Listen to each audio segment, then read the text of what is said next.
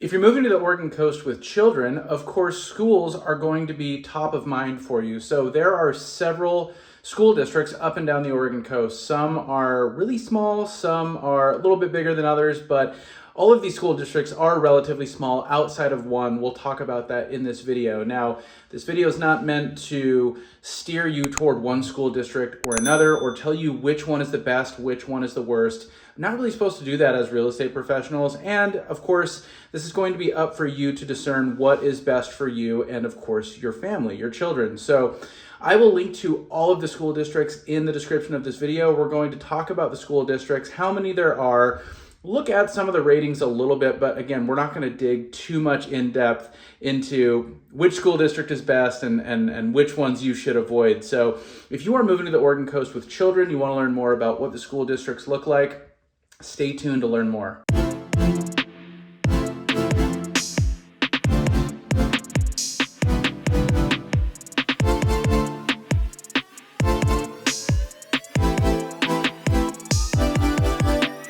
Hey everybody, in this video we're going to take a quick look at all of the school districts up and down the Oregon coast. So there are 15 different districts, and by the way, if I missed anything, whether it's charter schools, private schools that aren't part of these districts, make sure to leave a comment down below and we can definitely get some more information on that. But in doing my research on this, and just my exposure to this, helping folks move to the Oregon coast, these are the school districts that your children would likely be going to, depending on where you live. That's what we're going to look at in this video. Again, not really going to dig too much into school ratings, things like that. You can look at there's two great resources for this, and there's actually a lot more probably online, so a quick Google search will yield a lot of information. But if you look at niche.com and greatschools.com, those two websites are going to be able to give you a lot of information on the different districts and schools within the districts that we're going to be looking at. So up and down the Oregon coast, you're really getting anywhere from B plus to a C in terms of the district ratings overall. So there's going to be a range within that, but the best rated districts are about a B plus, down to some that are a C. So again, something that you can do some further research on. And if you are, of course, considering moving to the Oregon coast, give us a call, send us a text, shoot us an email, click the link down below in the description of the video, and we can talk more about your timeline, the areas that are interesting to you. And, if you are moving with kids, we can have that conversation as well. So without further ado, let's take a look at the different school districts. Again, I will link to each school district website in the description of this video. So if you want to get more information on a particular district or browse different schools within these districts, all the information will be in the description of this video. So starting with Astoria, we'll go north to south here. You can see the Astoria School District covers quite a bit of territory. It's primarily going to be Astoria. So if you look at Astoria right here, this is where the town is. If you go Highway 30 here or 202, this is all going to be pretty rural out in this area. So Astoria itself is where the majority of the population lives. This is where the school district is in Astoria. And you can see, if you're living way out here in the country, you're going to be feeding into the Astoria School District. Next on the list is the Warrenton-Hammond School District. So, when you look at this area on a map, it would be easy enough to assume that if you lived in Warrenton, you'd be in Astoria School District. Now, that's not the case. So, Warrenton-Hammond, this little unincorporated area up here, has its own school district. And, this is a pretty small population overall, so this is going to be for sure one of the smaller school districts on the Oregon coast. Warrenton being the population center here in this district. There is some residential development up here, and then some more rural space throughout, but it's really just going to be Warrenton right here. So Warrenton-Hammond School District right here next to Astoria, but is in fact its own school district. Going down the line here, we have Seaside. So you can see Warrenton, Astoria that we just talked about to the north. Here in Clatsop County, basically the rest of Clatsop County is going to be Seaside School District. So geographically, this is a pretty big stretch overall, you can see, some of this does extend east a little bit. This is all pretty rural in here, just like anywhere up and down the Oregon coast. Along the coastal range, it's going to be pretty rural living. So in the Seaside School District, you're looking at Gearhart, Seaside, Cannon Beach, and then into Arch Cape. So these are the primary population centers, with Seaside being the largest town here, and then in particular Gearhart plus Seaside, you're pretty well up over 10,000 people. Down into Cannon Beach, very popular town, definitely a place that a lot of people consider moving to. It's a little pricey, probably the biggest deterrent, both Cannon Beach and Arch Cape, as far as people deciding otherwise. But this Seaside School District, you can see again, pretty big, and encompasses a few different towns here in Clatsop County on the northern Oregon coast. So next we have the Neahkahnie School District. So that's going to cover, I believe, Manzanita down to Garibaldi here. Garibaldi could be in Tillamook. So this is one that didn't give a border for the school districts. So there's going to be, the border of the district is going to be somewhere around Garibaldi or around Tillamook Bay, and then up on Manzanita around Nehalem Bay. Rockaway Beach is right in the middle here. Manzanita, Nehalem, Wheeler in particular, pretty small towns. Rockaway Beach is a pretty small town, a little bit more of a resort community. Manzanita is as well. So these are smaller towns, less populated areas overall. If you're living here kind of in this northern section of Tillamook County, again, you're going to be in the Neahkahnie School District. And then their Tillamook School District, south of the Neahkahnie School District, is going to be for Tillamook primarily. So Tillamook is one of the larger towns on the Oregon coast, 7,500 people, give or take. And you can see that this didn't give a border as well. A lot of these do. So it's a little tougher to see where the border ends. But I would say Garibaldi could be in Tillamook School District. Bay City almost certainly. Bay City is really kind of a bedroom community of Tillamook. And then you have these smaller communities, Cape Mears, but really Oceanside, Netarts, out 131, kind of the oceanfront, beachfront area of Tillamook, out here due west of Tillamook. This is all going to be the Tillamook School District right here. So again, Tillamook's the population center there. And then these are much smaller towns that, would also feed into Tillamook schools. Moving our way south here, we're going to go quick. South of Tillamook, you have the Nestucca Valley, and Pacific City is the most popular and most populated coastal town in this school district. This is still Tillamook County. You can see there's a section of Highway 101 that veers off quite a bit from the ocean. So there's some small towns here in this Nestucca Valley that aren't really oceanfront communities necessarily. These are areas that we do have people asking about a lot. These are really beautiful scenic areas, and again, you're still pretty close to the beach. Again, still Tillamook County, but Pacific City is the coastal community really, and then Nescoin to some degree for this Nestucca Valley School District. Again, a lot of the population is going to be not necessarily oceanfront. You have Sand Lake, really kind of a recreational community. I mean, there's some homes in there. Same with Tierra del Mar. A lot of second homes for sure. And then Pacific City is going to be a little more of a community with a higher percentage of full-time residents, as well as definitely a resort town, second homes, vacation homes, things like that. And then you have like Hebo, Beaver, Cloverdale in here as well. All right, moving south into what is certainly the largest school district on the Oregon coast, into Lincoln County on the central Oregon coast.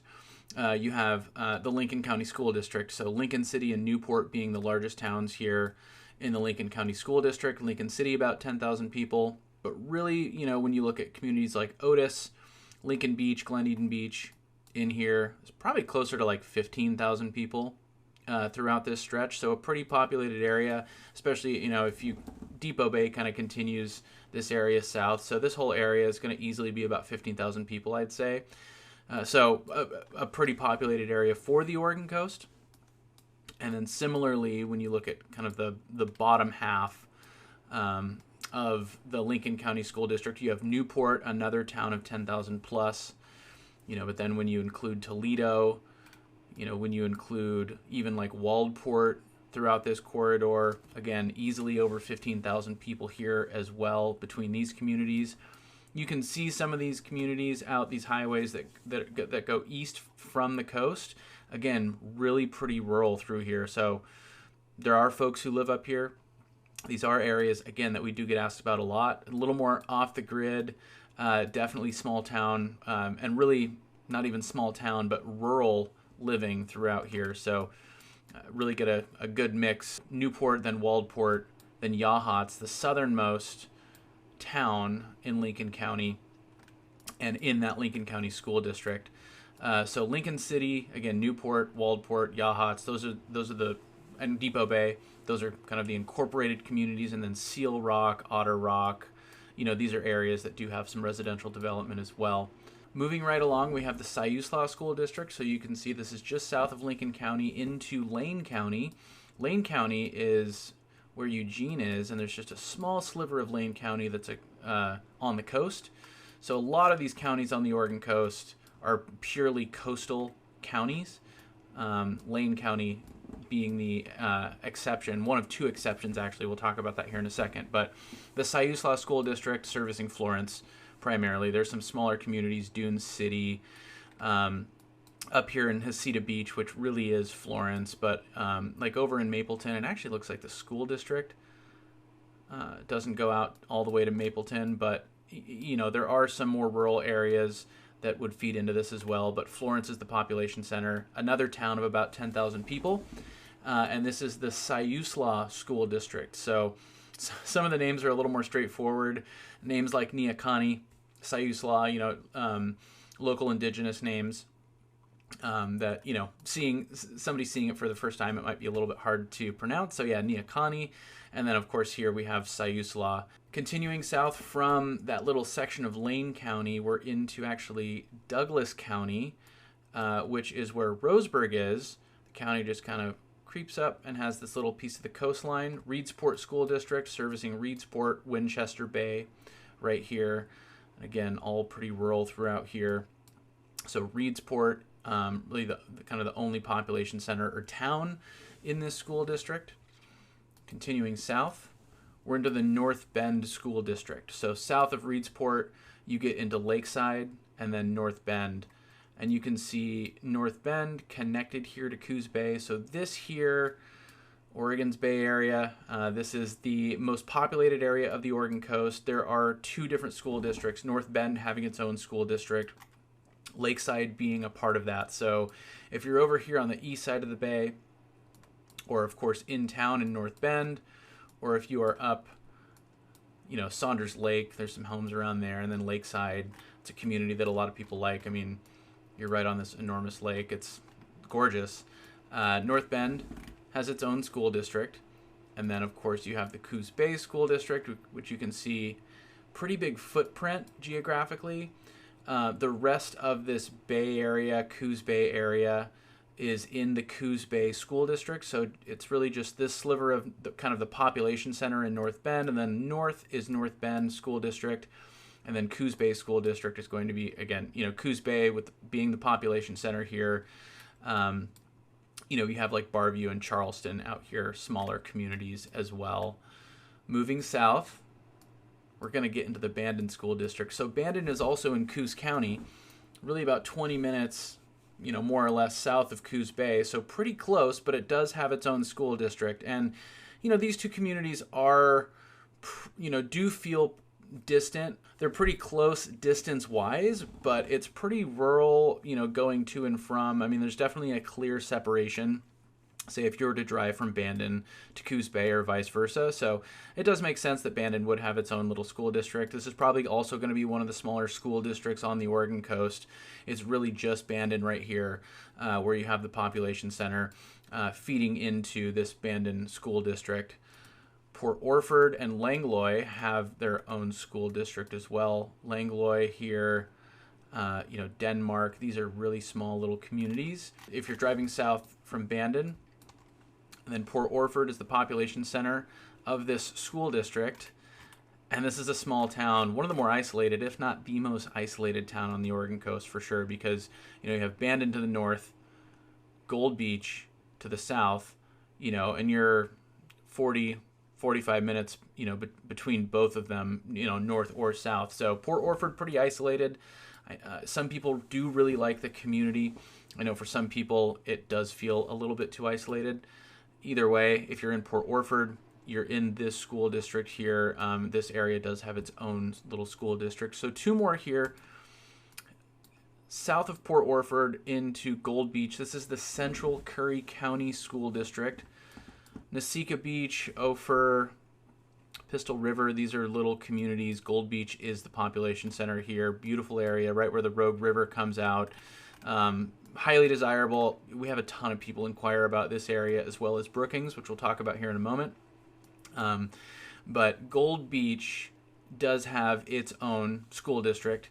It's not going to be the same as Port Orford or as Brookings Harbor. This is another one where they didn't show the border, the boundary for the school district, but we can see the school district just to the north. This Central Curry County ends right here around Carpenterville Road. Kind of some rural living up in this area. So Brookings Harbor here, the population center of this school district and really of Curry County, has its own school district. Definitely makes sense. And this is the southernmost population center on the Oregon coast. You can see the border shared with California, just south of Harbor here, and then you're getting the Smith River, Crescent City, these areas. So yeah, Harbor, Brookings, its own school district there. I would really encourage anybody moving to the Oregon coast and trying to vet and really look at school districts. If it's a high priority, look into these a little more. Look into the school ratings. Look into the classroom sizes. The graduation rates. All those things, because they will vary for sure. Now those ratings don't always tell the whole story. Sometimes it's a school or a district that's not funded as well, for example, might have a little bit of a lower rating, but it doesn't always necessarily reflect the quality of education. A district or a school with a great rating can have, maybe teachers that don't provide the best experience, or vice versa.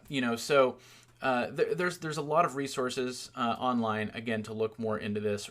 Ratings, and firsthand accounts from parents, even students, where you can get more information on these things. But I know for a lot of people, when they're moving to the Oregon coast and they're interested in a region of the coast or several different towns, and sometimes those towns are really spread out. A lot of people we talk to are interested in a town that is on the northern coast and maybe a couple on the southern coast, for example. So if you're moving here with children, and again, if schools are a priority, and if that's something that really could be a guiding factor or the deciding factor for you as far as where you land, you can dig into these school districts a little more. So I will link to these districts' website in the description of this video.